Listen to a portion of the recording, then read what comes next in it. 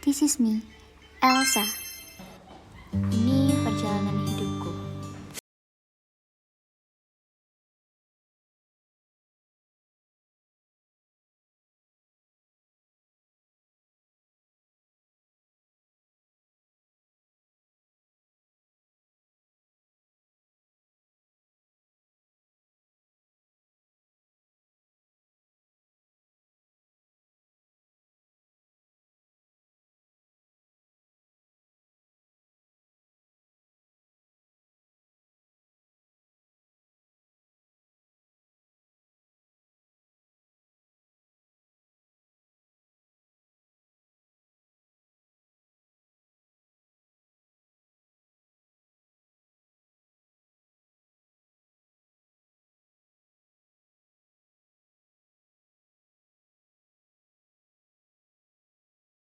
Saya menuju bangku kuliah ternyata tidak semulus yang dulu saya bayangkan.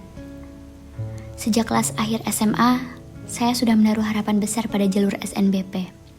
Saya berusaha menjaga nilai, belajar dengan serius, dan mempersiapkan diri sebaik mungkin sejak jauh hari.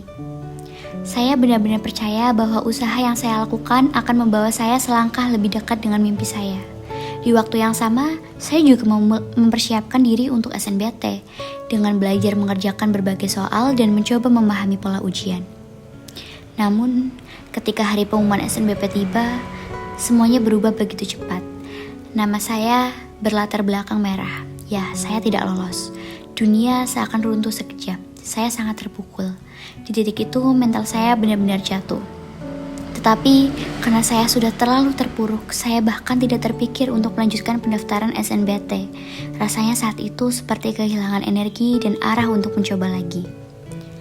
Setelah beberapa waktu mencoba menenangkan diri, saya memutuskan untuk mencoba jalur lain, yaitu saya mendaftar ke Poltekkes Kemenkes Semarang. Saya mendaftar ke Poltekkes Kemenkes Semarang melalui jalur raport, di mana nilai raport saya rata-rata sekitar 91, dan dengan nilai 91 saya cukup merasa percaya diri. Saya merasa mungkin ini adalah jalan saya pasti lolos. Tetapi di situ ada satu kesalahan yang saya sadari di kemudian hari. Saya tidak mencantumkan piagam prestasi. Saat itu karena saya terlalu yakin dengan nilai raport saya, sehingga saya merasa itu sudah cukup. Namun, ternyata hasilnya kembali tidak sesuai dengan harapan saya.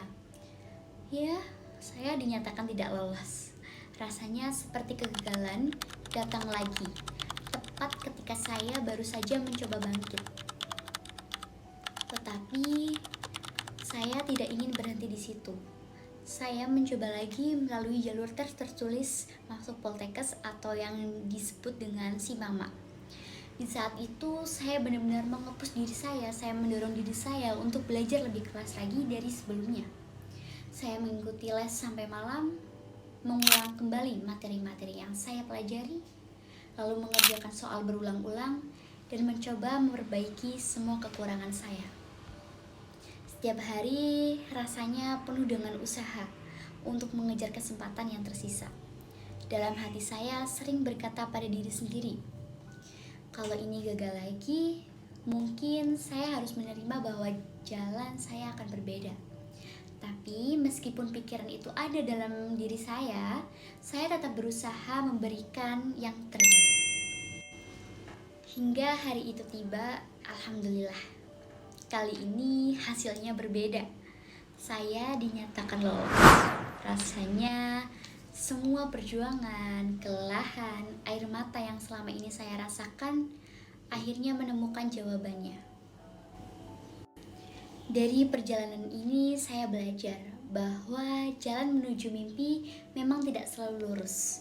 Kadang kita harus melewati kegagalan, kekecewaan, bahkan titik di mana kita merasa sangat jatuh.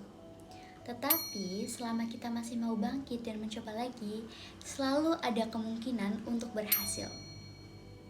Untuk adik-adik pejuang PTN, tidak apa-apa kok kalian untuk idealis dibandingkan realistis.